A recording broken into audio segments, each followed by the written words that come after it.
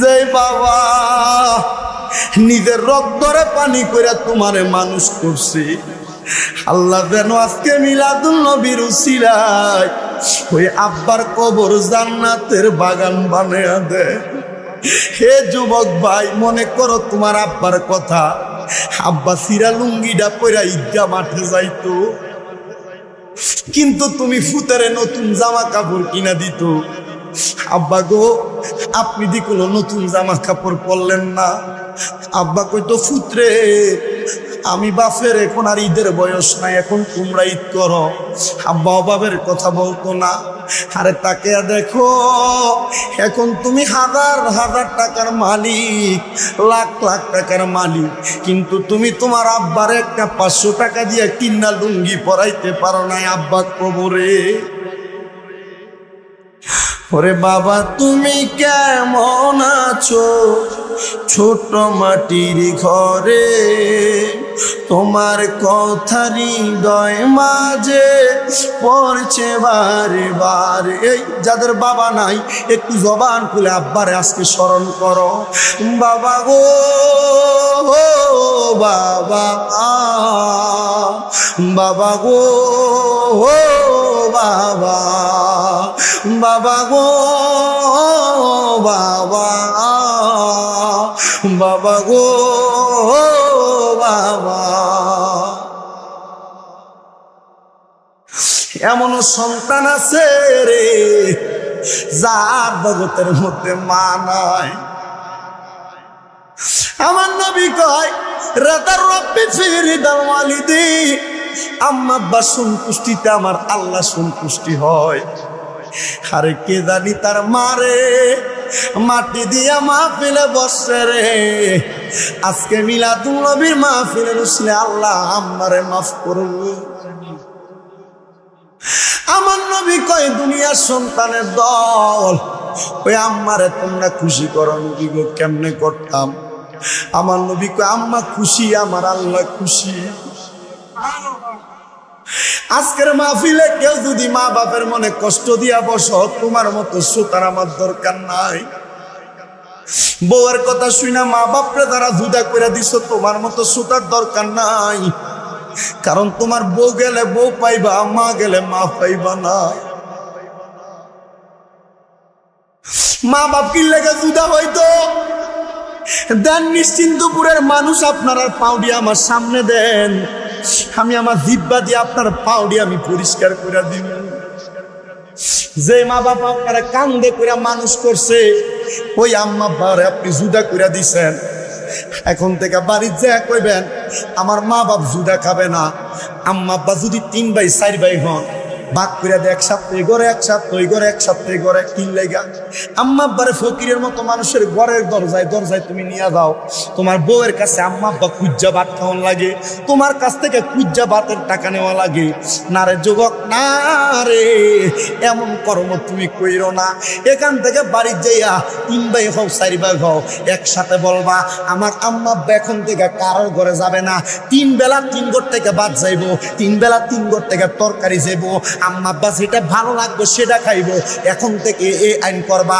আল্লাহর কসম, অভাব থাকবে না, অভাব থাকবে না, অভাব থাকবে না। কারণ আম্মা আব্বারে খুশি করলে আমার আল্লাহ খুশি হয়ে যায়। 5 ওয়াক্ত নামাজ পড়লে আল্লাহ এত খুশি হয় না।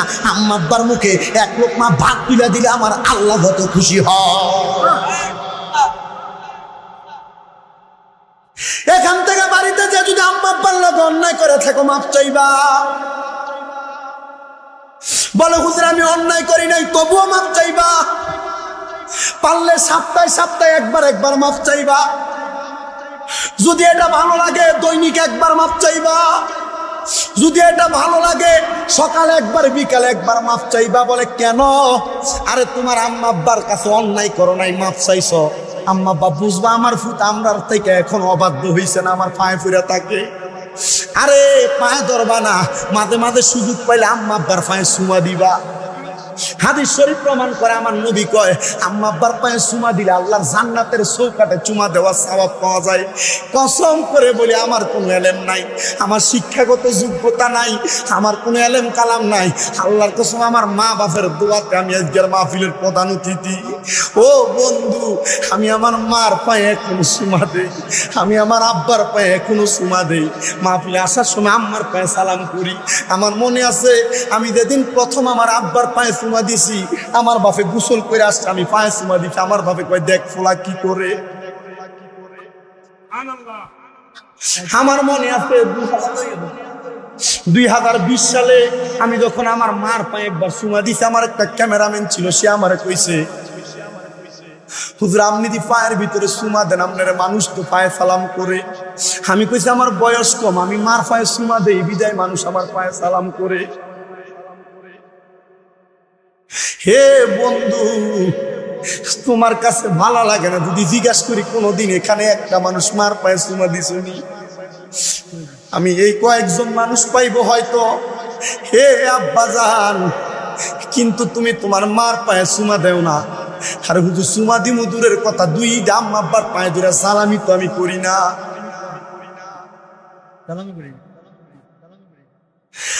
আমার নবীর প্রাণের সাহাবী নবী যখন মক্কা থেকে মদিনাতে চলে আসছে, ডাক দিয়ে ইয়া রাসূলুল্লাহ আপনি যেদিন মক্কায় যাবেন আমার আপনার সাথী বানিয়ে নিয়ে যায়। নবী কই কেন যাইবা? ডাক দিয়ে ইয়া রাসূলুল্লাহ কাবা শরীফের দরজাটায় আমি একবার চুমা দিমু। একদিন, 2 দিন, 3 দিন হয়ে যায়, ওই সাহাবী মদিনাতে আসে না। নবী রওনা করছে মক্কার উদ্দেশ্যে। ওই সাহাবীর কাছে খবর গেছে নবী তো মক্কায় চলে যায়, তোমারে নিছে না। সাহাবী দৌড়ে আমার নবীর সামনে ডাক দিয়ে কয় ফিদাকা আবি ওয়া উম্মি ইয়া রাসূলুল্লাহ, নবী গো আমার মা বাবা আপনার কদমে কুরবান হোক। ইয়া রাসূলুল্লাহ, ইয়া হাবিবাল্লাহ, আমি অন্যায় করছি, আমার দিয়ে আপনার সাথী বানাইলেন। আমার নবী কয় আমি খবর পাইছি রে বাড়িতে তোমার আম্মু সুস্থ, তুমি খেদমত করো, এজন্য আমি তোমার মক্কায় নিয়ে যাই না। ইয়া রাসূলুল্লাহ, মক্কা যাওয়ার চাইতে কি আমার মা বড় নাকি? আমি মক্কায় যাব আপনার সাথে। আমার নবী কয় অবশ্যই মক্কার চাইতে তোমার মা বড়। নবী গো কেন এমন কথা? আমার নবী ডাক দিয়ে কই তুমি মক্কায় যাইবা কেন? ডাক দিয়ে কই ইয়া রাসূলুল্লাহ আমি মক্কায় যাব মক্কার চৌকাঠে চুমা দেওয়ার লাগা। আমার নবী কয় তোমার মা কি জীবিত না মৃত? ইয়া রাসূলুল্লাহ আমার মা এখনো জীবিত। যাও বাড়িতে যাইয়া আম্মার কদমে চুম্বন করো, কাবার চৌকাঠে চুমা দেওয়া লাগবে না। আম্মার কদমে চুম্বন করলে আল্লাহর জান্নাতের চৌকাঠে চুমা দেওয়ার সওয়াব পাওয়া যায়।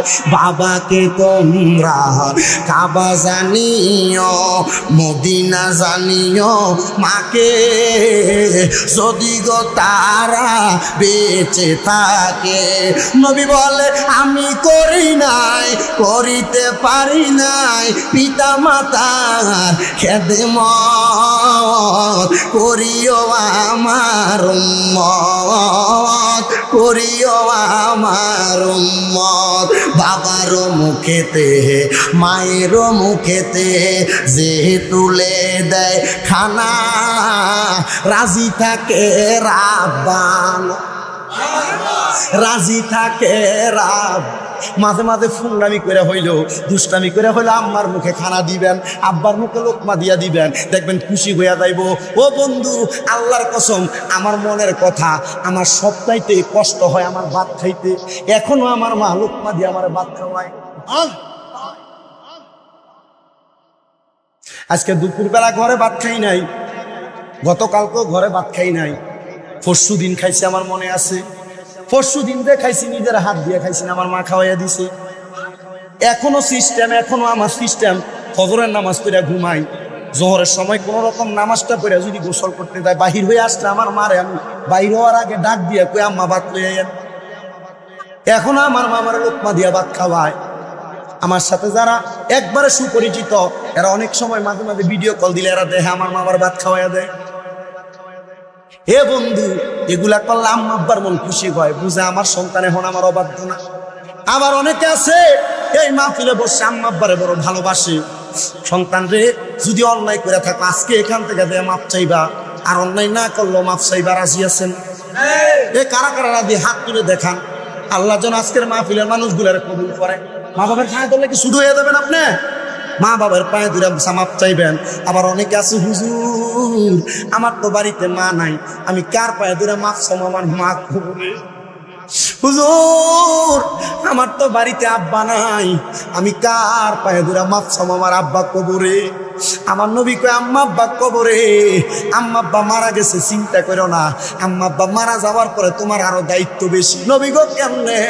আমার নবী কয় কোন সন্তান যদি তার মায়ের জন্য তার বাবার জন্য চোখের মনি কোঠার মধ্যে একটা মাছির মাথা পরিমাণ পানি ছেড়ে দিয়ে কান্না করে, ওই পানিটা মাটিতে পড়ার আগে আমার আল্লাহ তার মা বাবার জীবনের গুনাহ মাফ করে দেয়।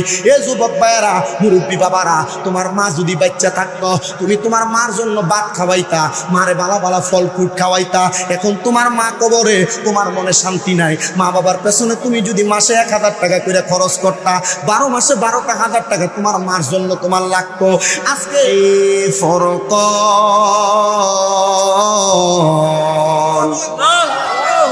ওয়াহদাহু লা শারীকা লাহু ওয়ালা নাযীদা লাহু ولا زد له ولا ند له أجمل أنول له ونشهد أن سيدنا إيماننا وخطوتنا وصنعتنا محمد رسول الله صلى الله عليه وسلم الذي أرسله بالحق بشيرا ونذيرا وداعيا إلى الله بإذنه وسراجا وقمرا منيرا। একটা জবান বন্ধ রাখবেন না, সবাই চিৎকার মেরে বলেন আল্লাহু আকবার। জগতের বন্ধুরা রে, ও আমার এই নিশ্চিন্তপুর এলাকার যুব সমাজের উদ্যোগে আয়োজিত বাইতুল ইজ্জত জামে মসজিদ প্রাঙ্গণে ওয়াজ দোয়ার মাহফিলের ভাই বাবারা, বন্ধুরা, আমার নিশ্চিন্তপুর এলাকার পর্দার অন্তরালের আম্মুজিরা গো, মাইকের আওয়াজ যদি আপনাদের কানে যায়, একটু মনোযোগের সাথে আমি গুনাহগার শামীম রাজার কথা শুনবেন। আমি আপনারা কারোর সন্তানের মতো, কারোর ভাইয়ের মতো, কারোর বন্ধুবরের মতো একটু মনোযোগের সাথে যদি আলোচনাটা শ্রবণ করেন, আমার মনে হয় আপনাদের আলোচনা বুঝতে কোনো কষ্ট হবে না। আর যদি কষ্ট হয়, আমার কথার মধ্যে যদি আপনার কোনো অপছন্দনীয় কথা থাকে, আপনি মানার দরকার নাই। আপনার কথার মধ্যে যদি আমার কথার মিলে যে আপনি মানবেন, না মিললে আপনি মানার কোনো দরকার নাই। তবে একটা কথা আপনাদের কদমে হাত দিয়ে বলে যায়, আগামীকালকে কেউ সমালোচনা করবেন না, আপনারা মুহাব্বতের আওয়াজে বলবেন আমরা এই জবান যিনি দিছে তিনার নাম কি?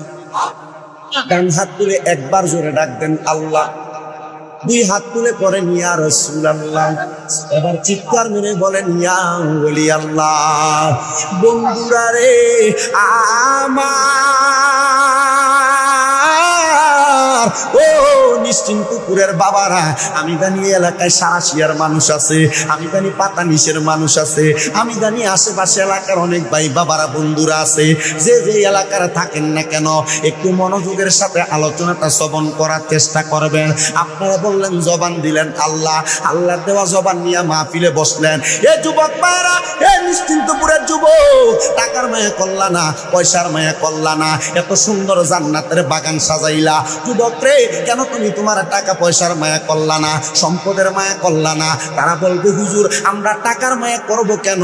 কারণ আমরার কাফনের তো কোনো পকেট নাই, আমরা ওই কবরে তো টাকা নিয়ে যাইতে পারবো না। যেই মারে খাওয়াই, যেই বাবারে খাওয়াই, যেই সন্তান স্ত্রীরে খাওয়াই, তারা তো আমার কবরে যাওয়ার পর আমার একটা নেক আমল দিয়ে উপকার করবে না। ও হুজুর গো, আমরা কেমনে কবরের মধ্যে টাকা পয়সা কিনিয়া যাওয়ার সুযোগ আছে নাকি? এই জন্য দুনিয়াতে আমরা একটা টাকা পয়সা গুলা কবরে কামে লাগানোর সিস্টেম পাইছি। ওয়াজ মাহফিল করাইয়া আমরা টাকাগুলারে আমরা কবরের ফুজি বানাই। কথা কন্যা ঠিক না বেঠি? এ যুবক ভাইরা, এ মুরব্বী আব্বুজিরা, এ আমার পর্দার অন্তরালের মা বোনেরা, যদি গুনাহগার শামীম রাজার কথা আপনাদের কানে যায়, মনোযোগের সাথে আলোচনাটা শ্রবণ করার চেষ্টা করবেন। যেহেতু আমরা কবরের কথা স্মরণ করে এই জান্নাতের বাগানে বসলাম আলোচনা শ্রবণ করার জন্য, আসলে আমরা সবাই ওই কবরের কথা স্মরণ করে একটাবার আমার আল্লাহ পাকের কালামে হাকিমের তেলাওয়াত করিয়া জনে জনে পড়ি আউযু বিল্লাহি মিনাশ শাইতানির ببركة بسم الله الرحمن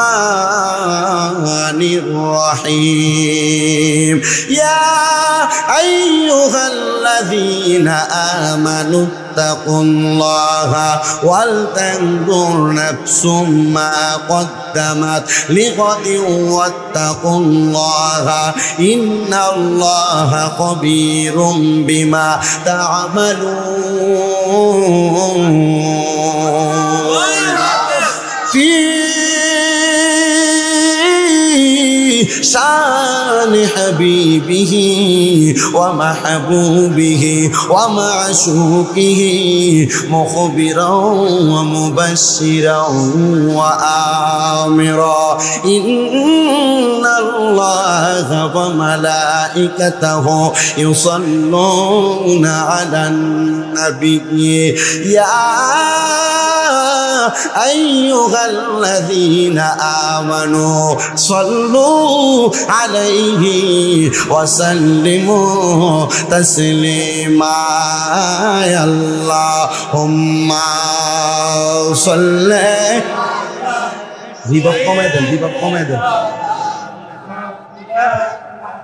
محمد وعلى آل سيدنا পাথরে কালিমা পড়ে আমার দয়াল নবীর পরশে উস্তনে হান্নানা কান্দে নূরে নবীজির বিরহে নবীজির আঙ্গুলের ইশারায় চন্দ্র দুই ভাগ হয়ে যায় ওই নবীজি কান্দেন শুয়ে সোনার মদিনা আল্লাহুম্মা সাল্লি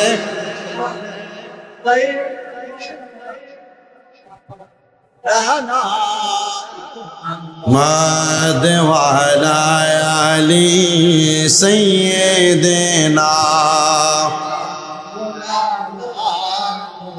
লাশটি নিয়ে গরমে জলে গোসলের পরে বিছানাটা সাজাইবি খুশবু আতরে বলেন বিছানাটা সাজাইবি খুশবু আতরে পড়বি কোরআনে দুরূদ শরীফ পড়বি কোরআনে দুরূদ শরীফ কান্না বিলাপ করিস না কাফনে দিস নবীজির নাম বলিস না রে বলিস না আল্লাহুম্মা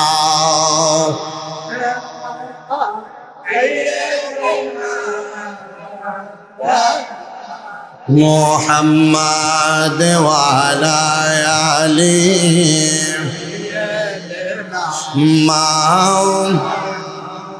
আরে দুলা সাজাই পালকি চড়াই নিবিরে যখন নাতে রাসূল পাটে করিও ও বৈরাতি গণ নাতে রাসূল পাটে করিও ও বৈরাতি গণ দিবি তুলে নবীর কুলে দিবি তুলে নবীর কুলে কান্না বিলাপ করিস না কাফনে দিস নবীজির নাম বলিস না রে বলিস না কাফনে দিস নবীজির নাম বলিস না রে বলিস না আল্লাহুম্মা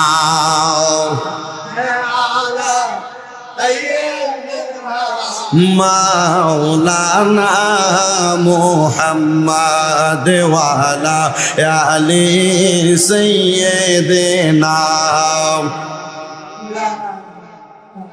সবাই জবান খুলে জিকির করি লা ইলাহা লাহ লা ইলাহা লাহ লা ইলাহা হায়রে আল্লাহ সারা মাবুদ নাই আমার নবীজি সারা ও ফাহিনায় ওই নবীকে পাইতে হইলে ওই লেয়লি আল্লাহর দয়া চাই লা ইলাহা লা ইলাহা হায়রে নামাজে রোজা চাই রহনা সবাই মা বাবার খেদমত চাই রহনা আমার নবীর দরুদ বইল না বলেন নবীর আমার নবীও তোমায় বলবে না লা ইলাহা লা ইলাহা হায়রে আমরার মনের বেদনা মনে বোঝাইলে মন বোঝে না শোনাইলে মন শোনে না বলেন শোন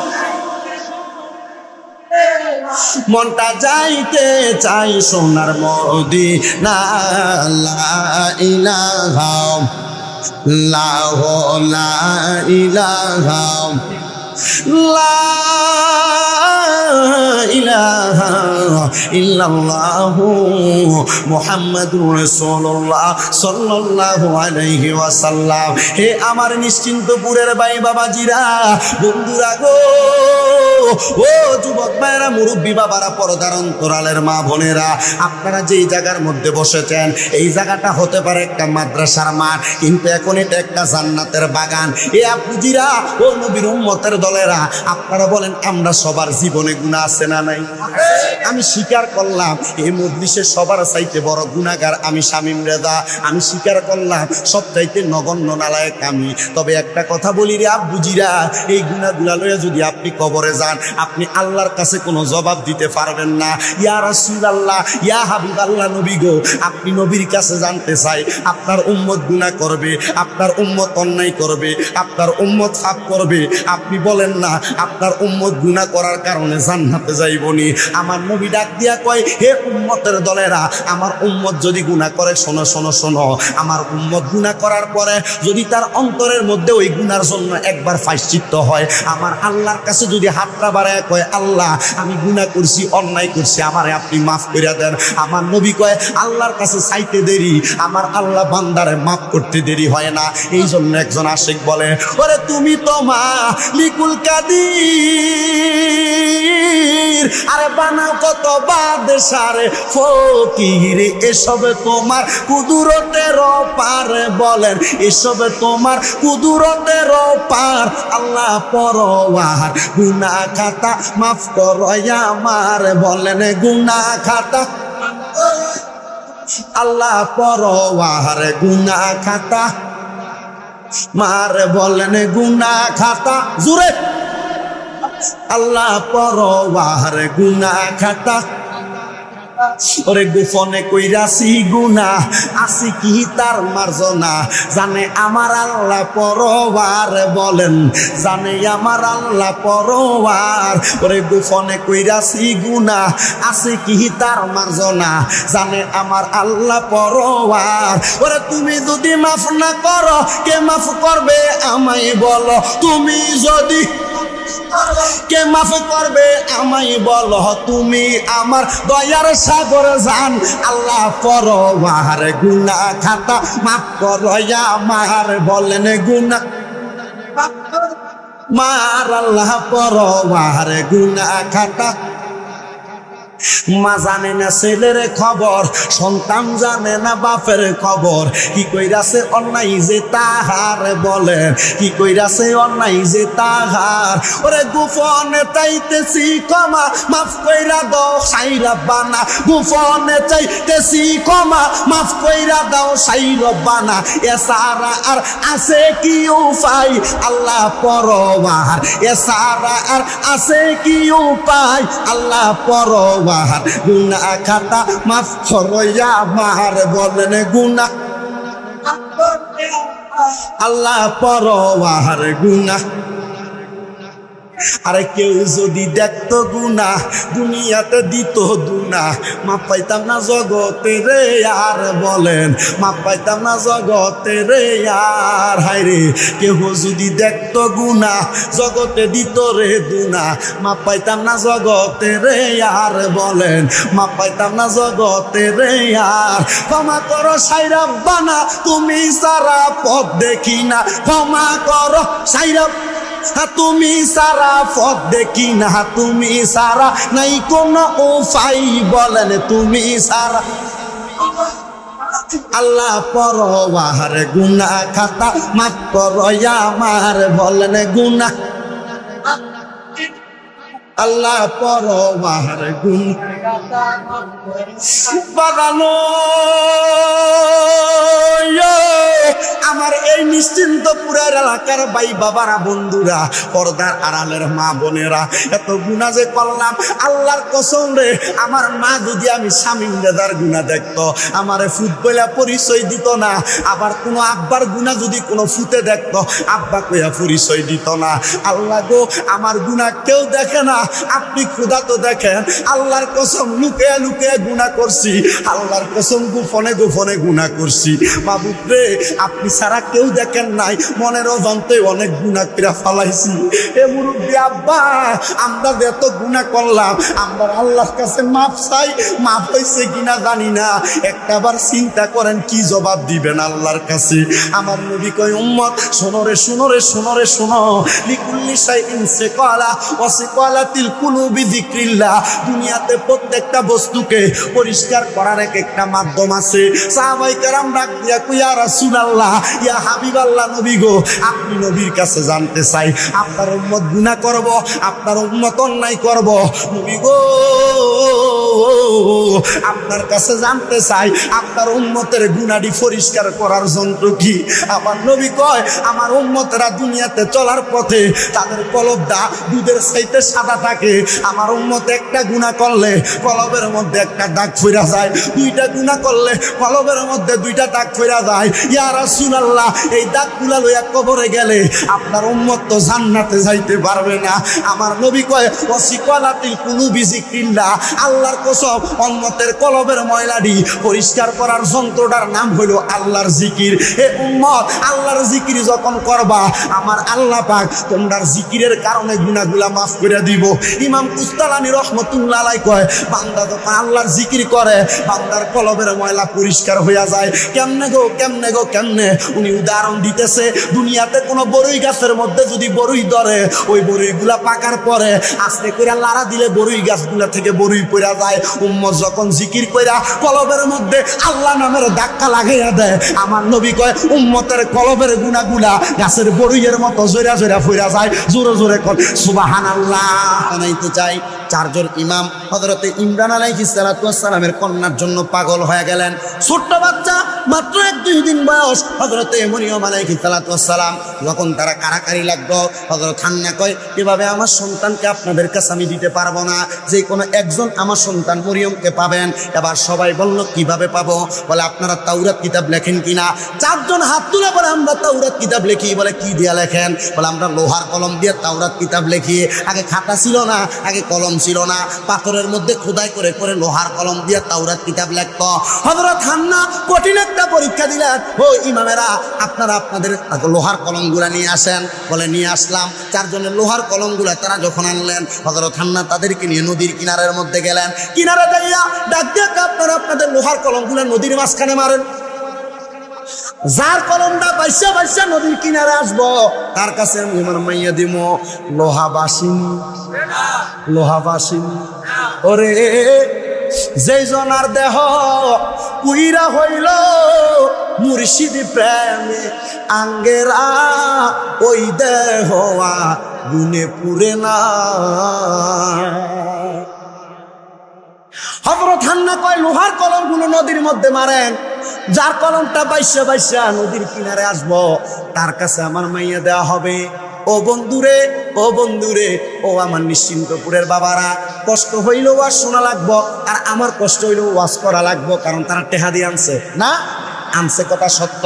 ওয়াজটা কামে লাগান, ওয়াজটা শুনেন। ওয়াজটা মনোযোগের সাথে রাখেন। এ বাবা, ওয়াজের জন্য টাকা নি না, কষ্ট করে আসি এর জন্য টাকা নেই। একটা কথা মনে রাখবেন, আমার একটা কথা শুই না, যদি আপনি আমল করেন, এই কথার উপর ঈমান আনেন, আপনি যদি মরার পরে জান্নাতে যান, আমারে লইয়া যাবেন, কারণ আমার গুনাহ বেশি। আমার বাবারা, আমার বন্ধুরা, হযরতে হান্না যখন এমন কথা বলল, হযরত হান্না জানে কার কলম আসবে এই খবর আল্লাহ সবচেয়ে ভালো জানে। হযরত হান্না তাকিয়ে দেখে হযরত হান্নার বোনের একজন জামাই হযরত মরিয়ম আলাইহিস সালাতু ওয়াস সালামের খালুর কলমটা বাঁচতে বাঁচতে নদীর কিনারে চলে আসছে। হযরত হান্না ডাক দিয়া কয়, ওগো আমার বোনের জামাতা মরিয়মের খালু, আমার মেয়েরা আমি আপনার কাছে দিয়ে দিলাম।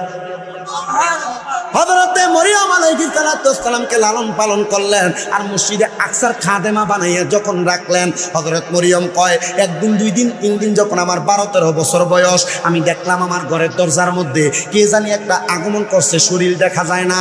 আমি মরিয়ম একটু ভয় পেয়ে গেলাম। আমি মনে করছি ওই বাইতুল মুকাদ্দাসের আশেপাশে একটা বেয়াদব লোক ছিল, যার নাম ছিল কাফুর। এলাকার কোনো মহিলা নাই, এলাকার বাজে বাজে মানুষের সঙ্গে বাজে বাজে কাজ সে করে।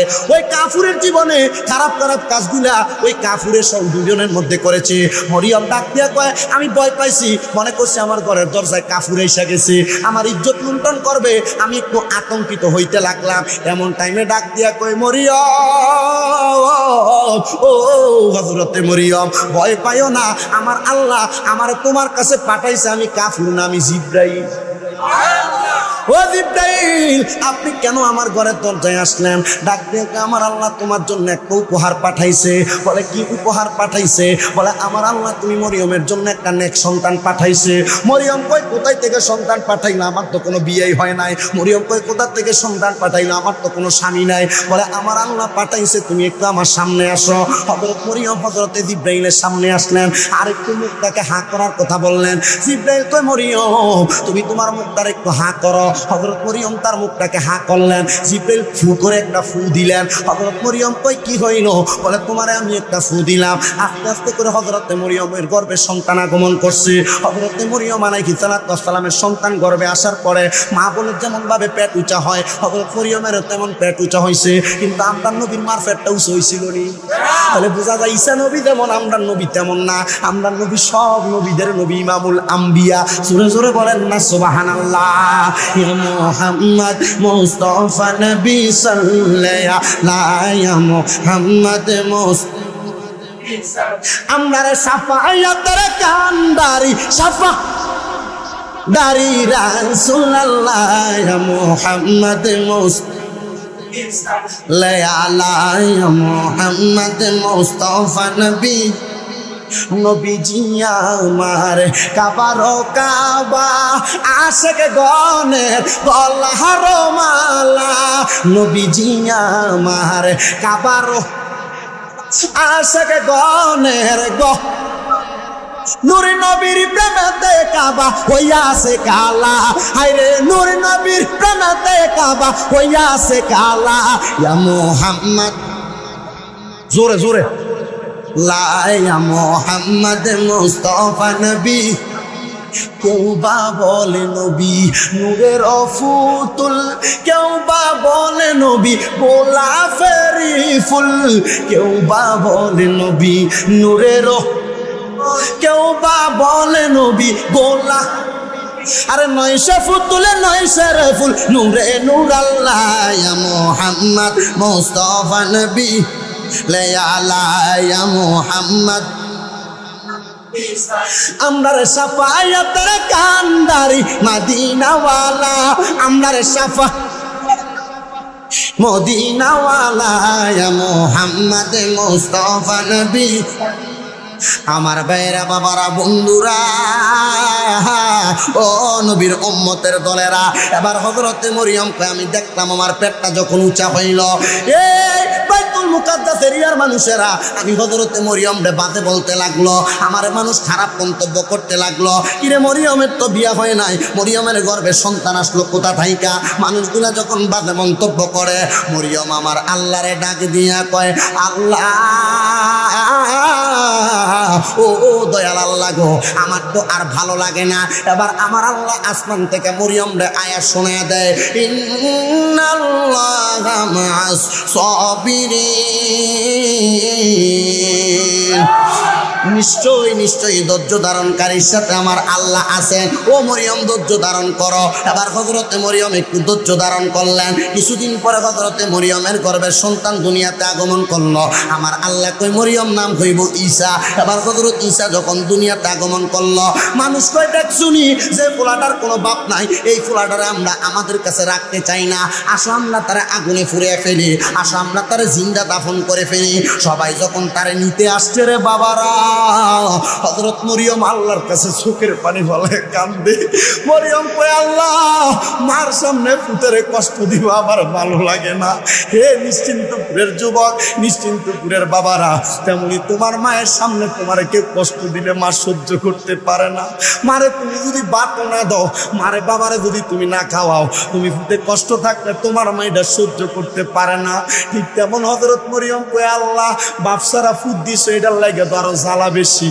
আল্লাহ গো, এটারে আমার সামনে পুরাইবো আমি সহ্য করতে পারতাম না, এটারে আমার সামনে জ্বালাইবো আমি সহ্য করতে পারতাম না। আমার আল্লাহ কয় মরিয়ম একটু ধৈর্য ধারণ করো। মরিয়ম ধৈর্য ধারণের জন্য বিপদে পড়ে নামাজে দাঁড়ায় গেছে। 2 রাকাত নামাজ পড়ছে। হযরত মরিয়ম তাকায়া দেখে মানুষ যখন হযরত ঈসা নবীরে ধরতে আসছে গো, ঈসা নবীর জবান আমার আল্লাহ খুইলা দিছে। ঈসা নবী কয় আমারে তোমরা নিও না, আমি হইলাম আমার আল্লাহ পাকের ফু থেকে আগিত। আর আমার আল্লাহ তখনই তার নাম রাইখা দিছে রুহুল্লাহ। ঈসা নবী আর তারা নিতে পারে নাই। এবার সবাই কয় এই সন্তানকে আমাদের সামনে রাখা যাবে না। বাদে মন্তব্য শুরু করছে, যেহেতু আল্লাহ ফু দিয়া হযরত ঈসা নবীরে বানাইছে, তাহলে এবার তারা বলা শুরু করে দিছে ঈসা নবী আল্লাহর ফুত, ঈসা নবী আল্লাহর ফুত, ঈসা নবী আল্লাহর ফুত। আপনারা কোন আল্লাহর কোন সন্তান আসেনি? মা আসেনি? বাবা আসেনি? লাম ইয়ালিদ ওয়া লাম ইউলাদ। আল্লাহ পাক কারো থেকে জন্ম নেন নাই, কাউকে জন্ম দেন নাই।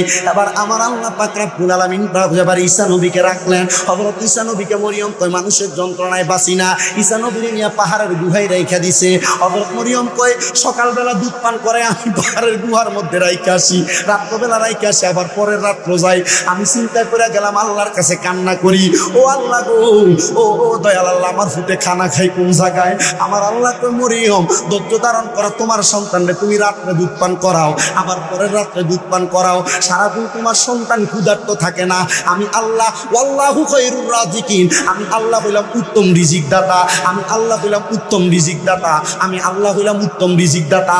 আমার কাছে কেউ চাইলে তা পায়, যা চায় তা পায়, যা চায় তা পায়, তবে মনটা লাগবো ফ্রেশ মন। আমি আল্লাহর কাছে যা চাইব তা পাইব। মরিয়ম একটা ডাকে দিয়া কয় আল্লাহ,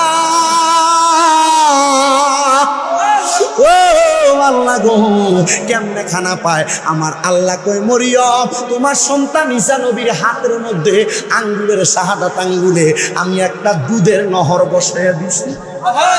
ঈসা নবী তুমি তারা ওই জায়গার মধ্যে রাইখা আসার পরে যখন তারা দুধ পান করে চলে আসো, ঈসা নবী সাথে সাথে ডাইন হাতের শাহাদাত আঙ্গুলি মুখে দেয়। যখনই পেটে খিদা লাগে ডাইন হাতের শাহাদাত আঙ্গুলি মুখে দেয়। আমি আল্লাহ জান্নাতের দুধ দিয়ে তার পেটটা ভরাইয়া দেই। এই জন্য দেখবেন ছোট ছোট বাচ্চারা জন্ম নেওয়ার পরে মুখ কাটে দিয়ে জান্নাতের সুদা পান করে। পান করায় কি? কারণ এটা মাসুম, 40 দিন পর্যন্ত এটা দায়িত্ব মহান আল্লাহ পাক। বলে হুজুর এরপরও আল্লাহর দায়িত্ব, খাস দায়িত্ব।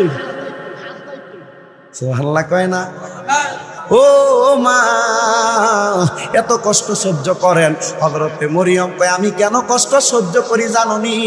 আমার আল্লাহ কইছে আখিরি জামানায় রহমাতুল লিল আলামিন দুনিয়াতে আগমন করব, উনারে স্বাগতম জানানোর লাগা আমার আল্লাহ আমি হযরতে মরিয়ম নিয়ে যাইব। এজন্য আমার নবীজি হাদিস শরীফের মধ্যে বলছে ওয়ানা আকসারুল আমবিয়া ইতাবাআন ইয়াউমাল কিয়ামাতি, আমি নবী কিয়ামতের ময়দানে সব নবীরা আগে যামু, কারণ আমি আমার উম্মতের বাঁচামু। শুধু তাই নি, আমার নবী কয় শুধু কিয়ামতের ময়দানে যাব না, আমার আল্লাহ পাক আমি নবীরে ক্ষমতা দিছে ওয়ানা আউয়ালু মাইয়াকরাউ বাবাল জান্নাহ, সর্বপ্রথম জান্নাতের দরজাটা আমি নবী খুলমু। নবী গো জান্নাতের দরজা না খুলবেন আমরারে কি নিবেন নি? আমার নবী কয় যতক্ষণ পর্যন্ত আমার একটা উম্মত জাহান্নামে থাকবো ততক্ষণ জান্নাতের দরজা লাগাইতাম না। গুনাহগার হইল লইয়া যাবে কি? গুনাহগার হইল অতঃপর জান্নাতে প্রবেশ করে। হাদিস শরীফ কিছু বাংলা নাই। পশ্চিম কালাইন শরীফের ভিতরে সরাসরি লেখছে, তাফসীর কামচুরি মানে আমার আলা হযরত সরাসরি লেখছে, এই তিনটা কাজ করো ফাদা খালাল জান্নাত। হাদিস শরীফে নবী এই আয়াতের তাফসীরে ইবনে আব্বাস রাদিয়াল্লাহু আলাইহি বলতেছে, শোনো শোনো শোনো, এই তিন কাজের পরে হারাম খাইও না। আপনি সুদও খাইবেন, জান্নাতও যাইবেন, সাফার দাঁত ছাড়াই দিন করে। হারাম খাওয়া যাইব, সুদ খাইলে জান্নাত ছাড়া যাইব। মাইটে কি মাইট, কাঁথা বাসের গোড়া দিয়ে বেরিয়ে। আল্লাহ বোঝার তৌফিক দান করুক। আরো ধরে কোন আমিন। হযরত মরিয়ম আল্লাহ কইছে তুমি নবীজির আগমনের সুবাসন জানানোর জন্য তুমি যাইবা। হযরত মা আমেনা রাদিয়াল্লাহু তাআলা আনহা বলেন আমার ঘরের মধ্যে হযরত মা মরিয়ম আগমন করলো। হযরত হাওয়া, হযরত আসিয়া, হযরত হাজেরা, হযরত মরিয়ম কয়জন? জোরে বলেন কয়জন? হযরতে 4 জন মহিলা যখন আগমন করছে রে বাবারা, 5 মিনিটের মধ্যে আলোচনা খতম করে দিচ্ছি, একটু মনোযোগের সাথে বসে মুনাজাত করে বাড়িতে যাবেন। হযরতে মা আমিনা ডাক দিয়া কয়, ও জগৎবাসী গো, ও জগৎবাসীরা তোমরা শুইনা নাও। আমি যখন দেখলাম, আমি তাকে দেখলাম আমার ঘরে 4 জন মহিলা, 4 জনের হাতের মধ্যে 4টা বাটি দেখা যায়। একজনের হাতের মধ্যে জান্নাতি দুধের পেয়ালা, আরেকজনের হাতে জান্নাতি মধুর পেয়ালা, আরেকজনের হাতের মধ্যে জান্নাতি শরাবান তাহুরার পেয়ালা, আরেকজনের হাতের মধ্যে ইন্না আতাইনাকাল কাউসারের পেয়ালা। এই 4টা পানি জিজ্ঞাসা করলাম কেন আগমন করলেন এগুলা নিয়া? ডাক দিয়া কয় মা আপনারে পান করানোর লেগে আগমন করছি। এবার মারে এই পানিটা পান করাইলো। পান করানোর পরে মা ডাক দিয়া কয় দুনিয়ার মা বোনেরা সন্তান প্রসব করার সময় ব্যথা হয়, আল্লাহর কসম ওয়াল্লাহি বিল্লাহি তাল্লাহি, আল্লাহর কসম আল্লাহর কসম আল্লাহর কসম, আমার সন্তান মুহাম্মাদুর রাসূলুল্লাহ আগমন করার সাথে সাথে আমি মা আমেনার কিঞ্চিত পরিমাণ কষ্ট অনুভব হয় না। জবান খুলে জোরে জোরে বলেন না সুবহানাল্লাহ। ও বন্ধুরে, মা আমেনা ডাক দিয়া কইছিল আমার সন্তানের ছিল মুসলমানি করা, সুন্নতে খাতনা করা, আমার সন্তান জান্নাতি পোশাকওয়ালা, আমার সন্তানের কদম মুবারক আগে দুনিয়াতে আসছে। শুধু তাই না রে, আমার সন্তান আগমন করার পরে আগের 4 জন মহিলা আগমন করাতে আমার ঘর আলোকিত হয়েছে।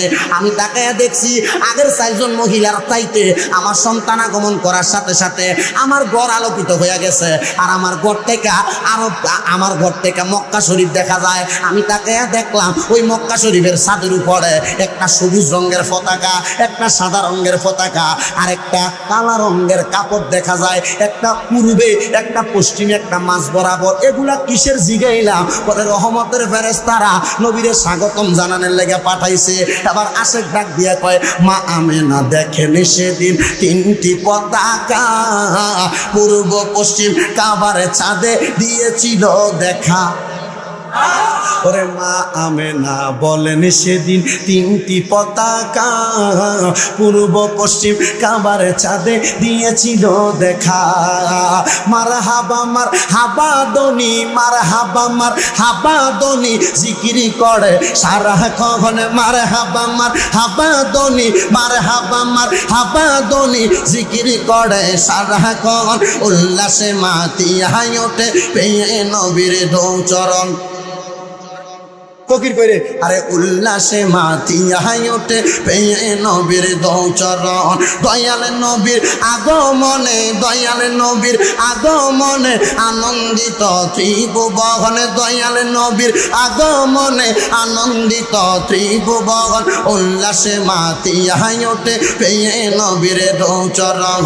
উল্লাসে মাতিয়ায় ওঠে পেয়ে নবীর দৌচরণ। দয়াল নবীর আগমনে, দয়াল নবীর আগমনে আনন্দিত ত্রিভুবন। উল্লাসে মাতিয়ায় ওঠে পেয়ে নবীর দৌচরণ। উল্লাসে মাতিয়ায় ওঠে পেয়ে নবীর দৌচরণ। মা আমেনা বলেন সেদিন 3টি পতাকা পূর্ব পশ্চিম কাবার ছাদে দিয়েছিল দেখা।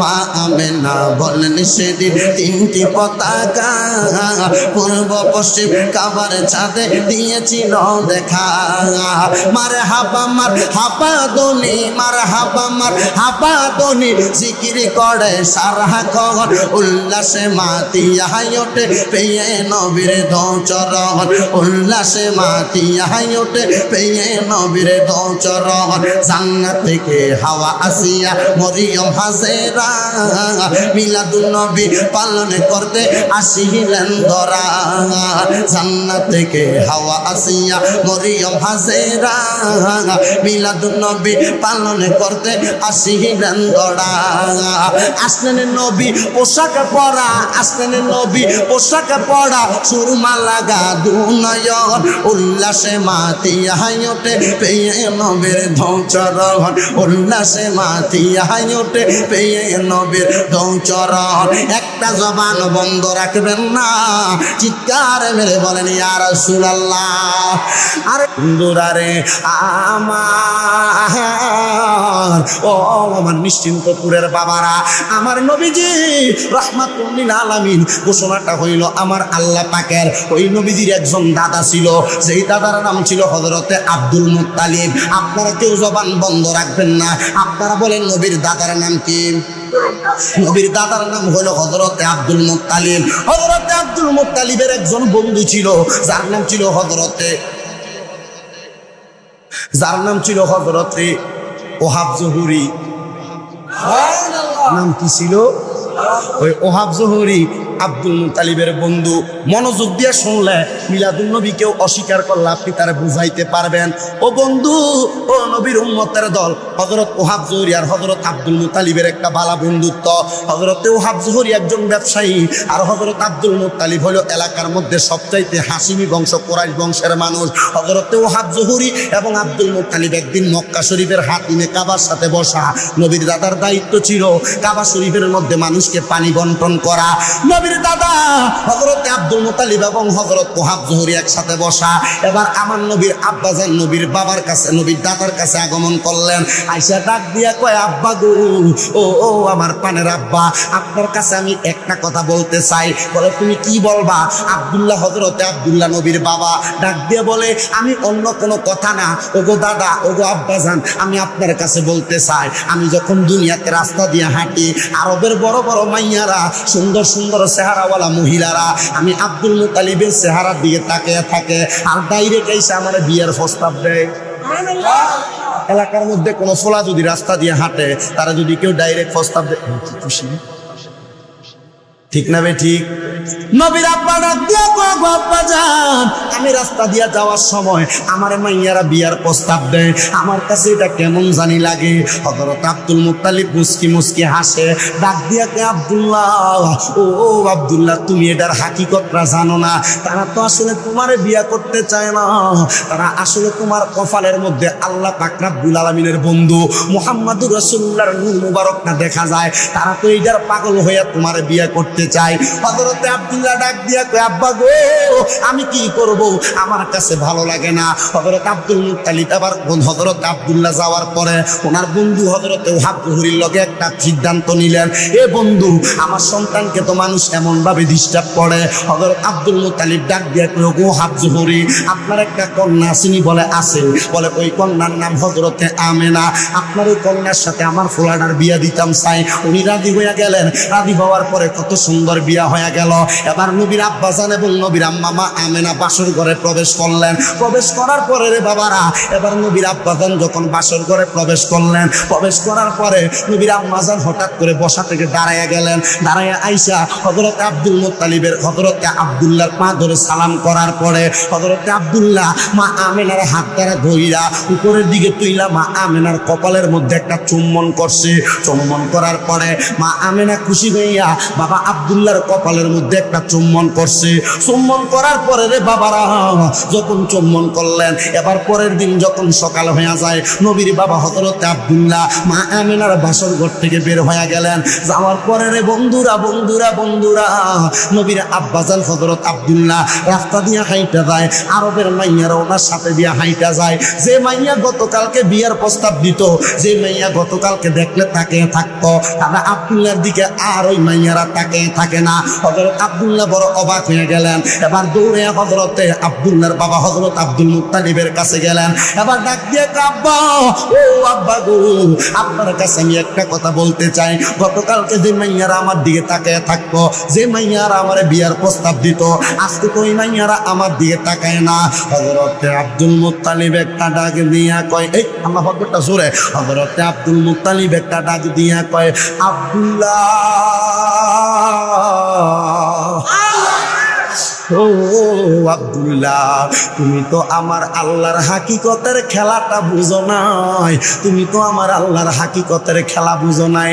আমার আল্লাহ তুমি আব্দুল্লাহর পেশানির মধ্যে এমন একটা নূর দিছে গো, গতকালকে তুমি তোমার স্ত্রীর কাছে যাওয়ার কারণে ওই নূরটা তোমার পেশানি থেকে হযরত আমিনার রেহেমের মধ্যে চলে গেছে। আরো জোরে কি বলা যাবে না সুবহানাল্লাহ। হে আব্দুল্লাহ রে, ও আব্দুল্লাহ, ওই নূরটার তোমার কপালে নাই, তারা আসলে তোমার প্রেমে পড়ে নাই, তারা আসলে তোমায় ভালোবাসে নাই, তারা ভালোবাসছে নূরে মুহাম্মদীর প্রেমে পইরা। এবার ওই নূরটা যখন মা আমিনার গর্ভে চলে গেল, হযরত মা আমিনা বড় অবাক হয়ে গেলেন। উনি ডাক দিয়ে, আমি যখন ঘরের মধ্যে ঘুমাই গো, ওই নূরে মুহাম্মদীর আলো দিয়া আমি সিরিয়ার বড় বড় বিল্ডিং গুলা দেখতে পাই। আমি আমার ঘরের মধ্যে ঘুমাইলে হঠাৎ করে দেখি আমার ঘরের উপর দিয়া ফাঁকা হয়ে গেছে, আমি মক্কা শরীফের ছাদগুলা দেখতে পাই। এ জগৎবাসী, ও নবীর উম্মতের দল, আমি শুধু এগুলা দেখতে পাই না রে, দেখতে পাই না। আমার সন্তান যখন আমার গর্ভে আসলো, দুনিয়ার মা বোনের গর্ভে সন্তান আসলে পেটটা ফুইলা যায়, আমি মা আমেনার পেটটা ফুলে নাই, আমি মা আমেনা কোনো সিমটম দেখি নাই। জগৎবাসী রে, ও জগৎবাসী শুনে নাও, আমার সন্তান যখন আমার গর্ভে আসলো, আমার ঘরের মধ্যে একজন নবী আইছে 2 নাম্বার মাসে। নবীটা আইছে আমার ঘরের দরজার মধ্যে সালাম দেয় আর ডাক দেয়, আসসালামু আলাইকা আইয়ুহান নবী। আমার ঘরে যখন সালাম দেয় আমি বুঝলাম কে জানি আমার দরজায় ডাক দেয়, কিন্তু আমারে আমেনা কইয়া ডাক দেয় না, আমার দরজায় সালাম দেয়, আসসালামু আলাইকা আইয়ুহান নবী। আমি দেখলাম কে জানি আমারে ডাকে, আমি ঘরের দরজাটা খুললাম, আমি তাকে দেখলাম ওনার পাগুলা জমিনে, শরীরটা উজ্জ্বল চকচক করতেছে, মাথাটা আসমানে সুই সুই মনে হইতাছে। আমি জিজ্ঞাসা করলাম, কে গো আপনি? আপনার শুরুটা সিরাত তো আমার ভালো লাগতেছে না, আপনি কে, আপনার পরিচয় কি? উনি ডাক দিয়ে, আমার নাম হযরত আদম সফিউল্লাহ। আরো জোরে বললেন না সুবহানাল্লাহ। মা আমেনা ডাক দিয়া কয়, কে? উনি ডাক দিয়া কয়, আমার নাম আদম সফিউল্লাহ। ও আদম নবী গো, আপনি কেন আমার দরজায় আসছেন? ডাক দিয়া কয়, আমেনা, আমি আসছি না, আমারে আমার আল্লাহ পাঠাইছে। বলে, কেন পাঠাইছে? বলে, তোমার গর্ভে রহমাতাল লিল আলামিন, ওনারে সালাম দেওয়ার জন্য আল্লাহ পাঠাইছে। ও বন্ধু, ও আমার নিশ্চিন্তপুরের বাবারা, এবার হযরত আমেনা ডাক দিয়ে কয়, তৃতীয় মাস যখন আগমন করলো, আমার ঘরের সামনে আবার কে জানি সালাম দেয়, আসসালামু আলাইকা ইয়া নবিয়াল উম্মি। ওগো নবীদের সর্দার, আপনারে আমার সালাম। এবার সালাম দেওয়ার পরে 3 বার যখন দিল, আমি আমার ঘরের দরজাটা খুললাম, দরজাটা খোলার পরে আমি দেখলাম ওনার পাগুলা জমিনে, মাথাটা আসমান সুই সুই অবস্থা, এত সুন্দর দেখা যায়। আমি জিজ্ঞেস করলাম, মান আনতা, আপনি কে, আপনার পরিচয় কি? উনি আমারে ডাক দিয়া কয়, গত মাসে তোমার কাছে কে আসছে? বলে, উনি হইল আদম নবী। বলে, এই মাসে আমি আসছি আদম নবীর ফুত, আমার নাম হযরতে শীষ নবী। আরো জোরে কইলেন না সুবহানাল্লাহ। যখন শীষ নবী আসছে গো, ৪র্থ মাসে আরেকটা নবী আসছে। এবার দরজা খোলার পরে মা আমেনা জিজ্ঞাসা, আপনার নাম কি? কয়, আমার নাম হযরত ইদ্রিস নবী। আপনি কেন আইছেন? নবীরে সালাম দিতে। ৫ম মাস আরেকটা নবী আসছে, সালাম দিছে। আপনি কেন আসছেন? আপনার নাম কি? উনি কয়, আমার নাম সুলাইমান নবী। ৬ষ্ঠ মাসে আরেকজন আসছে, জিজ্ঞাসা, আপনার নাম কি? উনি ডাক দিয়ে কয়, আমার নাম দাউদ নবী। ৭ম মাসে আরেকজন আসছে, জিজ্ঞাসা করে, আপনার নাম কি? আমার নাম ইব্রাহিম নবী। ৭ম মাসে আরেকজন আসছে, ডাক দিয়ে আপনার নাম কি? আমার নাম মুসা নবী। ৯ম মাসে আরেকজন আসছে, আপনার নাম কি? ডাক দিয়ে আমার নাম হলো ঈসা নবী। নবী গো, নবী গো, নবী গো, আপনারা একজন একজন করে আসতেছেন নবীরে সালাম দিতে। নবী কই, নবী কই, নবী কই, এখনো তো আমি নবী দেখলাম না। কই, মা গো মা, আপনার গর্বের মধ্যে হইল নবী, আপনি কি এখনো টের পান নাই? বলে আমি টের পাইছি না রে, টের পাইছি না। তবে আমার সঙ্গে হযরত আব্দুল্লাহর যেদিন বিবাহ হয়েছে ওই দিন থেকে আমি ঘরে ঘুমাইলে আমার ঘর থেকে মক্কা দেখতে পাই, আমার ঘর থেকে সিরিয়ার বড় বড় রাজপ্রাসাদ দেখতে পাই। ওরে কে এসেছে? রাসূল এসেছে। ওরে কে এসেছে? রাসূল এসেছে। হাবিব এসেছে, রাসূল এসেছে, হাবিব এসেছে। ওরে কে এসেছে?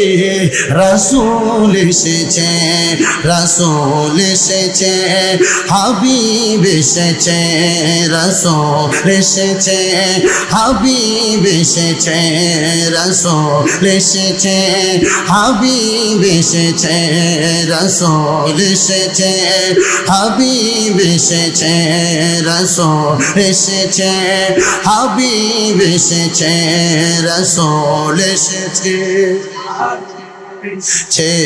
রাসূল এসেছে, হাবিব এসেছে, রাসূল এসেছে, হাবিব এসেছে, রাসূল এসেছে, হাবিব এসেছে।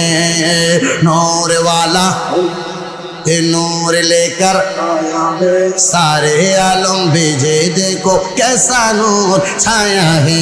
अस्सलातु वस्सलामु अलैका या रसूल अल्लाह, अस्सलातु अस्सलामु अलैका या हबीब अल्लाह। नूर नबी एसेছে, नूर নিয়ে এসেছে, সেই নূরেতে সারা জাহান আলোকিত হয়েছে। अस्सलातु والسلام عليك يا رسول الله، الصلاة السلام عليك يا حبيب الله، الصلاة السلام عليك يا رسول الله، الصلاة السلام عليك يا حبيب الله। नूर वाला आया है, नूर लेकर आया है, सारे आलम भेजे, देखो कैसा नूर छाया है। अस्सलातु अलैका या रसूल अल्लाह, अस्सलातु अस्सलामु अलैका या हबीब अल्लाह। बोलो अस्सलातु वस्सलामु अलैका या रसूल अल्लाह, अस्सलातु अस्सलामु अलैका या हबीब अल्लाह। মা আমিনার কোলে দেখো নূরের টুকরা পড়েছে, মা আমিনার কোলে দেখো নূরের টুকরা পড়েছে, সেই নহরেতে সিক্ত হয়ে হাওয়া মারিয়াম এসেছে। মা আমিনার কোলে দেখো নূরের টুকরা পড়েছে, সেই নহরেতে সিক্ত হয়ে হাওয়া মারিয়াম এসেছে। আজরা আসিয়া এসেছে, ফেরেশতা কুল এসেছে, আজরা আসিয়া এসেছে, ফেরেশতা কুল এসেছে। দরুদ সালাম পড়ে তারা নূরকে বরণ করেছে। আসসালাতু ওয়াসসালামু আলাইকা ইয়া রাসূলুল্লাহ, আসসালাতু আসসালামু আলাইকা ইয়া হাবিবাল্লাহ। সেই নূরের ঝলক গিয়ে চাঁদ সূরজে পড়েছে, সেই নূরের ঝলক গিয়ে চাঁদ সূরজে পড়েছে। লক্ষ তারা সেই নূরেতে উদ্ভাসিত হয়েছে, সেই নূরের ঝলক গিয়ে চাঁদ সূরজে পড়েছে। লক্ষ তারা সেই নূরেতে উদ্ভাসিত হয়েছে। শোক তারা এসেছে, মিঠি মিঠি জ্বলেছে। শোক তারা এসেছে, মিঠি মিঠি জ্বলেছে। নূর নবীজির আগমনে সালাতু সালাম জানাইছে। আসসালাতু ইয়া রাসূলুল্লাহ, আসসালাতু ওয়াসসালামু আলাইকা ইয়া হাবিবাল্লাহ। जब तलक ये चाँद तारे झिलमिलाते जाएंगे, जब तलक ये चाँद तारे झिलमिलाते जाएंगे, जब तलक जश्न विलादत हम मनाते जाएंगे, जब तलक ये चांद तारे झिलमिलाते जाएंगे, जब तलक जश्न विलादत हम मना के जाएंगे। नूर वाला आया है, नूर लेकर आया है, सारे यादों भेजे देखो कैसा नूर छाया है। अस्सलामु अलैका या रसूल अल्लाह, अस्सलातु अस्सलामु अलैका या हबीब अल्लाह, अस्सलातु अस्सलामु अलैका या रसूल अल्लाह, अस्सलातु अस्सलामु अलैका या हबीब अल्लाह। জবান খুলে বলা যাবে কি সুবহানাল্লাহ। ওরে কে এসেছে, কে এসেছে, ওরে কে এসেছে, হাবিব এসেছে, রাসূল এসেছে, হাবিব এসেছে।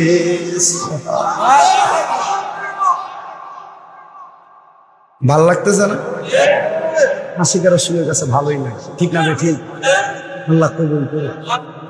মশাইটি তো বেশি পাতলা, আমি তো কম মাগবো, এখানে তো এই আশিক পাওয়া যাওয়া কঠিন। আল্লাহ মিলাইছে, আল্লাহ কবুল করুন।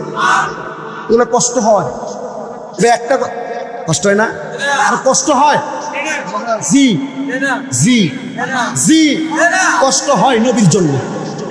কথা বলেন ঠিক না বেঠে? আবার এমন কিছু মানুষ সেই নবীকে নিয়ে বাজে মন্তব্য, সেই নবীকে নিয়ে কটূক্তি করে, সেই নবীর শানে ব্যঙ্গচিত্র করে।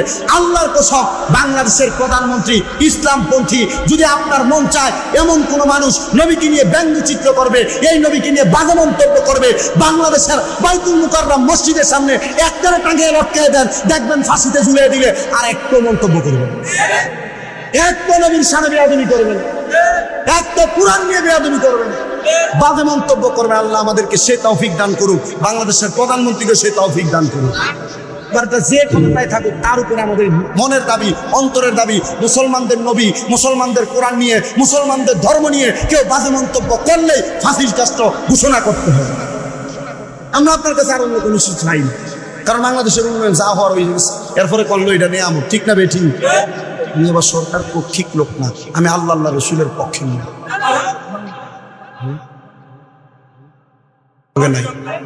হ্যাঁ, টুপি আছে, পাঞ্জাবি আছে, ভাগরি আছে, সব আছে, এদের সাথে কি আপনি থাকবেন? এদের সাথে আপনি থাকবেন? টুপি পাঞ্জাবি পাগড়ি দিয়ে কিন্তু ইমানদার হয় না। কথা বলেন ঠিক না বেঠিক? এই টুপি পাগড়ি পাঞ্জাবিওয়ালা কিছু লোক নবীর নাতি ইমাম হোসাইনের গলায় ছুরি চালাইছে। কথা বলেন ঠিক না বেঠিক? তো টুপি আর পাগড়ি দেখে এজন্য হযরত নজরুল ইসলাম সাদুকপুরি বলছিল, ওরে টুপি দাড়ি পাগড়ি দ্বারা হয় না মুসলমান, আল্লাহর নূরে নবী পয়দা কোরআনে প্রমাণ, শুধু টুপি দাড়ি পাগড়ি দ্বারা হয় না মুসলমান, শুধু টুপি দাড়ি নামাজ রোজা হজ যাকাত আল্লাহর অবদান।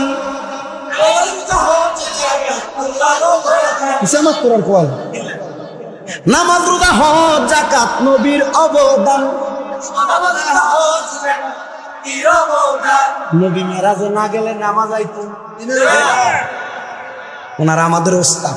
কি আপনি বড় বড় ছাত্র আছেন? আছে। নামাজ রোজা হজ যাকাত নবীর অবদান, নামাজ রোজা হজ যাকাত নবীর অবদান। আরে নামাজের রোজা পড়ে মানুষ হয় না মুসলমান, নামাজের রোজা পড়ে মানুষ হয় না মুসলমান। আল্লাহর নূরে নবী পয়দা কোরআনে প্রমাণ, বললেন আল্লাহর নূরে কোরআনে প্রমাণ। আরে হুব্বে রাসূল ঈমানের মূল, হাদিসে বয়ান। আরে হুব্বে রাসূল ঈমানের মূল, নামাজ ইমান না, রোজা ইমান না, হজ ইমান না, যাকাত ইমান না, দান সদকা ইমান না, ইমানের মূল নবী মুহাম্মাদুর রাসূল। নবী মানবা ইমান ফাইবা, নবী মানবা না ইমান ফাইবা না। নবী মানাই না নামাজ পড়বা, কপাল কালা বানাইয়া গোবরের মতো বানাইবা লাভ। এ বন্ধুরে, মা আমেনাকে আমি আমার ঘর থেকে সিরিয়ার রাজপ্রাসাদ দেখছি। ওয়াজ বুঝলা গেছেন? ওয়াজ বুঝলা গেছেন গা? মা আমেনা কয় আমি শুধু সিরিয়া দেখি নাই, মক্কা শরীফ দেখছি। আপনার মনে কষ্ট হইতেছে? মনোযোগ দিয়ে শুনবেন তো ইনশাল্লাহ। আমার বাবারা, আমি এখানে আসার আগে পরশু দিনও জুলুস করেছি, গতকালকে জুলুস করেছি, আজকেও আসার আগে জুমা পড়াইয়া গেছি এক জায়গায় দাওয়াত। এখান থেকে আওয়ার পরে যে মসজিদে জুমা পড়ে এলাকার মুসল্লিরা আজকেও জুলুস করছি। মিনিমাম 4-5-6 কিলোমিটার হাঁটার পরে তবুও কষ্ট করে এখানে আসছি। বাড়িতে গেছি না কষ্ট করে, গেঞ্জিটা ভিজে গেছিল, ওখান একটা গেঞ্জি কিনা ফরনেরটাই আমার তকিরের বাসাত রাইখা এরপরে চলে গেছি। চিন্তা করছি দেরি করা যেত না, কারণ এই ওয়াদা যদি বন্ধ হয়ে যায়, টাইমের পরে যদি আসি আল্লাহর কাছে জবাব দন লাগবো, তার কাছে জবাব দন লাগবো। দরকার নাই, আল্লাহর খুশির লেগা, নবীর খুশির লেগা তাড়াতাড়ি চলে আসি, দেরি না হোক, তাড়াতাড়ি রে করা খাইয়া আয় ফেলুন। আল্লাহ আমার আনাইছে, আপনারাও আসছেন, কষ্ট করে বসতেছেন। নবী দেখেনি? নবী দেখেনি? নবী দেখেনি? এই বিশ্বাস যারা আছে, বেশি ওয়াজের দরকার নাই। রাতের 12টা-1টা পর্যন্ত ওয়াজ শুনবেন, ফজরের নামাজ ছেড়ে দিবেন, এমন মুসল্লিরও আমার দরকার নেই। রাজি আছেন ইনশাআল্লাহ?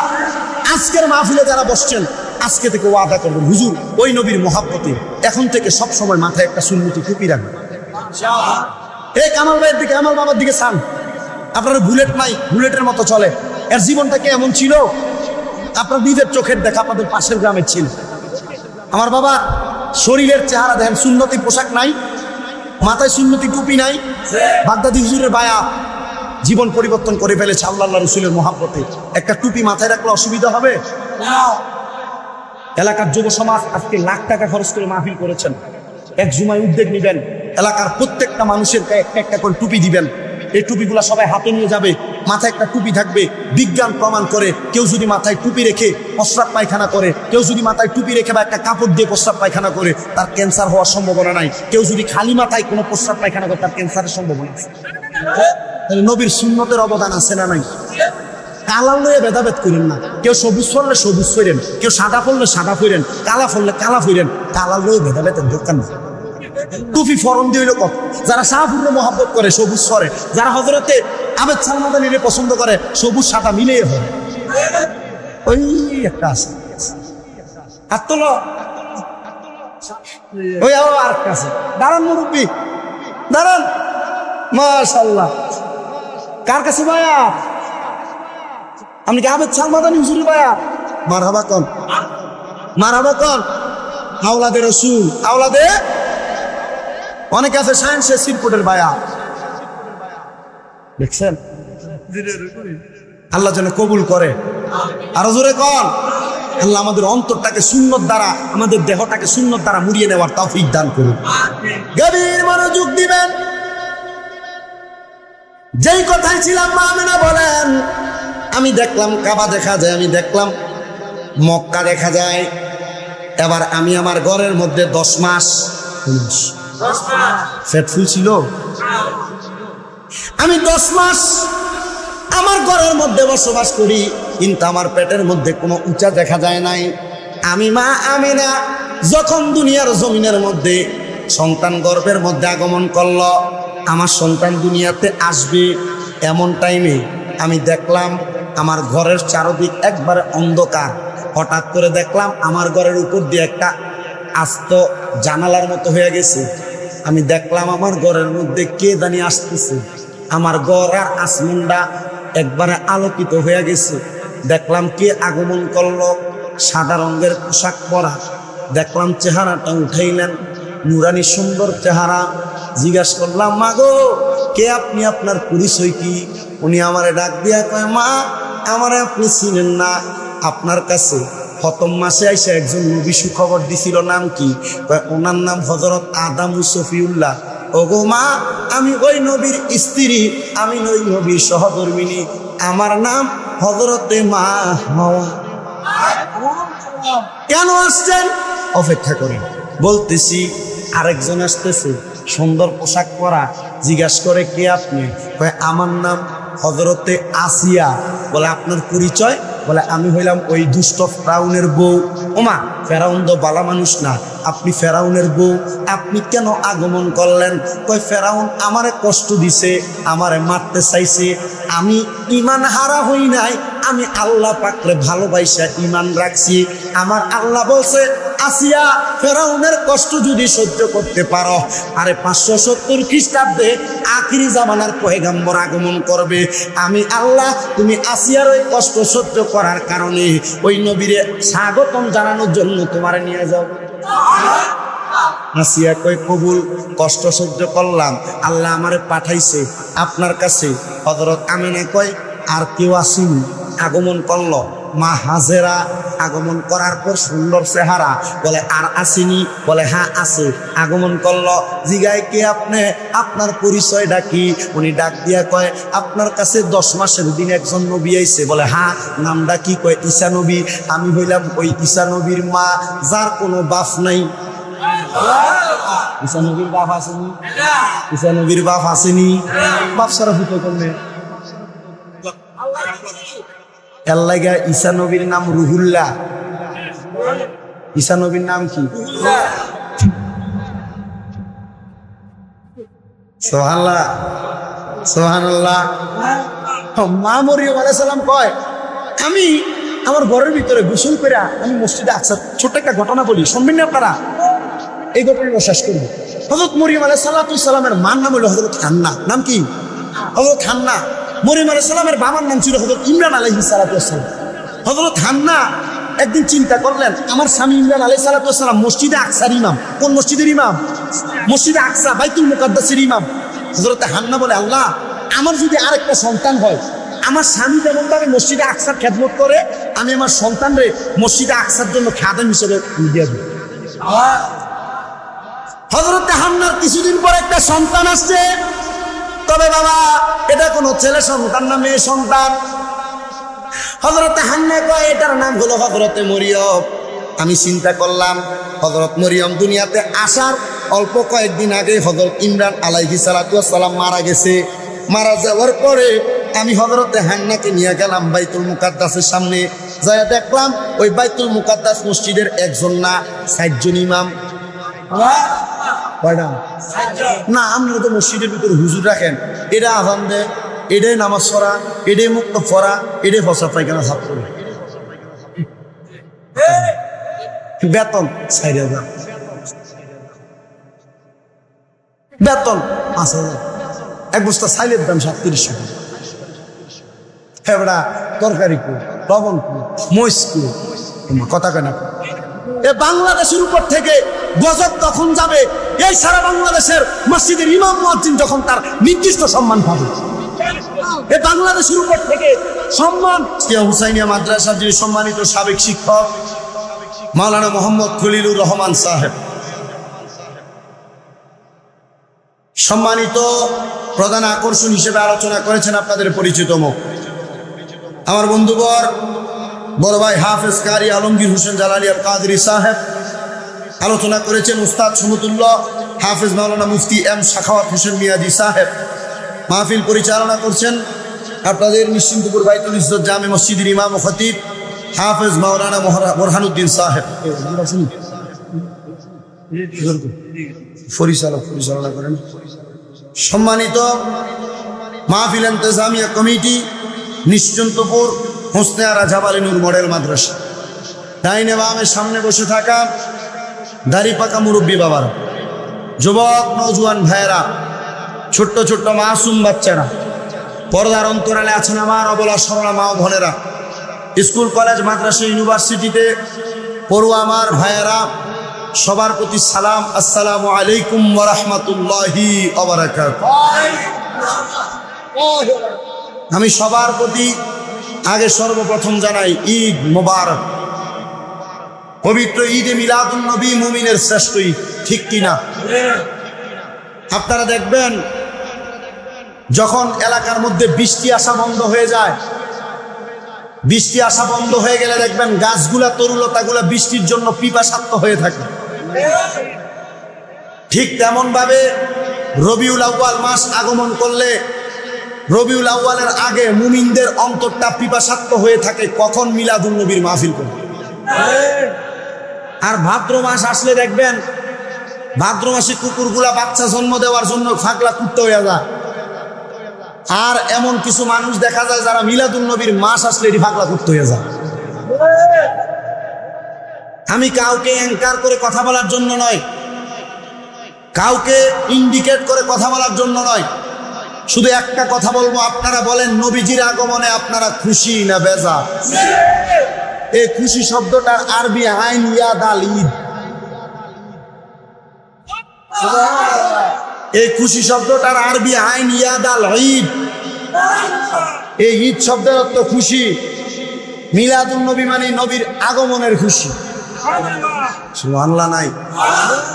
তাহলে আমরা নবীর আগমনে খুশি না বেজার? নবীর আগমনে খুশি হইয়া যদি আপনার সন্তান হইলে আপনি খুশি হইয়া মিষ্টি খাওয়ান, তোমার কথা বলে না কেন? আপনার নাতিপতি হইলে আপনি খুশি হইয়া মিষ্টি খাওয়ান, আপনার নাতিপতি হইলে আপনি খুশি হইয়া বিরিয়ানি রেন্দা খাওয়ান। আর সুন্নিরা নবীর মিলাদুন নবীতে মিষ্টি খাওয়াইলে বেদাত হয়ে যাবে। কথা কন না, ঠিক না বেঠে? দোয়া করে নেই বেদাতরা রসুন তারা বেশি করে কইতে পারে আমি গতকালকে 80 কেজি খাওয়াইছি মিষ্টি। জন মিষ্টি দেয় দেখছি বহুত চোক্কা টুপিওয়ালারও হাত বাড়াই দিয়ে রাখছে। ও নবীর মিলাদুন নবী বেদাত আর মিলাদুন নবীর মিষ্টি খাওয়া দাঁত কি মজা। কথা কন না কা? কথা কন না কা? তবে একটা কথা মনে রাখবেন, দুনিয়াতে শয়তানকে আল্লাহ নাজিল করা, শয়তানকে আল্লাহ সৃষ্টি করার পর শয়তান 7 বার বেজার হয়েছিল। বলেন কয়বার? তার মধ্যে নবী যেদিন আগমন করছে শয়তান বেজার হয়েছে এদিন একবার। তাহলে বোঝা যায় নবীর আগমনে বেজার হয়েছে কে? যারা নবীর মিলাদুন নবী শুনলেই বেজার হয়ে মুখ করে রাখে, এটি কি শয়তান না বালা? সোজা কথায় বুঝবে। আল্লাহর নবীর আগমনে আমরা খুশি। এই খুশি যেন আল্লাহ পাক আমাদেরকে দুনিয়া এবং আখেরাত সব দিক থেকে রাখে। জুড়ে বলেন আমিন। আপনারা চট্টগ্রামের জামিয়া আহমদিয়া সুন্নি আলিয়া মাদ্রাসার নাম শুনেছেন না? মিলাদুন নবীর সময় 50, 60 লক্ষ, 80 লক্ষ, 85 লক্ষ মানুষ হয় সেখানে। কেন জানেন? কারণ ওই জায়গার ভিতরে আমরা আশিকে রাসূল, আমরা নবী দেখি নাই, কিন্তু নবীর বংশধর সেখানে আগমন করে। তাদের চেহারা দেখে আশিকে রাসূল তাদের কলিজা ঠান্ডা করে। কথা বলেন ঠিক না বেঠে? আর আপনাদের এই হাজীগঞ্জের জমিনে আওলাদ রাসূল হযরতে আবেদ শাহ মাদানী রহমতুল্লাহ আলাইহির কলিজার টুকরা পীরজাদা, কলিজার টুকরা রসুলে পাকের আওলাদ হযরতে সৈয়দ বাহাদুর শাহ হুজুর, ওনার নেতৃত্বে এলাকাতে জশ্নে জুলুস হয়, মিলাদুন নবী হয়। আসলে ওনাদেরকে জিজ্ঞাসা করবেন, ও আওলাদ রাসূল হযরতে আবেদ শাহর সন্তান হযরতে বাহাদুর শাহ মাদ্রাজিল্লাহুল আলী, ও আওলাদ রাসূল হযরতে তৈয়ব শাহর সন্তান হযরতে তহের শাহ, আপনারা মিলাদুন নবীর জশ্নে জুলুসে এত লক্ষ টাকা, এত কোটি টাকা খরচ করে কেন মানুষকে নিয়ে রাস্তায় নেমে মিলাদুন নবীর জশ্নে জুলুস করেন? ও বাগদাদি হুজুরের শাহজাদা হযরতে আব্দুল কাদের কাউকাব হুজুর কেবলা, আপনারা কেন মিলাদুন নবী আসলে এত হাজার হাজার লক্ষ লক্ষ মানুষ নিয়ে মিলাদুন নবীর জুলুস করেন? তারা একটা কথাই উত্তর দিবে, আমরা মিলাদুন নবীর জুলুস একটা কারণে করি, কারণ আমরা জানি এই সব মানুষকে নিয়ে মিলাদুন নবীর জুলুসে হাজির হলে আমার মদিনার নবী রওজা ঘাট থেকে আমাদেরকে দেখবে, আর উম্মতে মুহাম্মদী কবরে যাওয়ার পর নবীর চেহারা দেখে দেখে জান্নাতি নিয়ে যাবে। কথা বলেন ঠিক না বেঠে? আল্লাহ আমার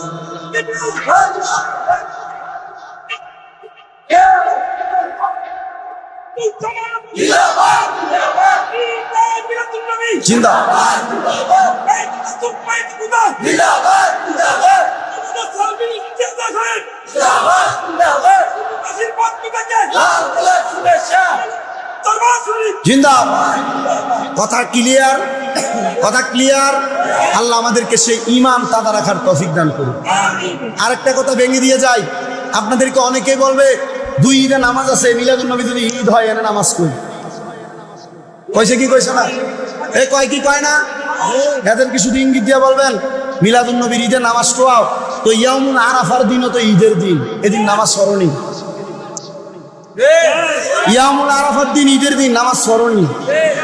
দেখবেন মুখে নামাজ তো পড়ি না, নহরবি কেমন? এটা তো ঈদ আল্লাহ দেয় না, ঈদের দিন এই ঈদে তো আল্লাহ নামাজ দেয় না। কথা কয় না কেন? কথা কয় না কেন? আল্লাহ আমাদেরকে বুঝার তৌফিক দান করুক। গভীর মনোযোগ দিবেন, নীরবতার সাথে আলোচনা শ্রবণ করবেন। আমার পূর্বে আমার বন্ধু বড় মাওলানা আলমগীর হোসেন জালালী সাহেব আম্মা আব্বার খেদমতের ওয়াজ করেছেন। আমাকে মাহফিল কমিটি দাওয়াত দেওয়ার পরে আমারে বলছে মিলাদুন নবীর ওয়াজ করবার লাগা। মিলাদুন নবীর ওয়াজ শুনেন নাই?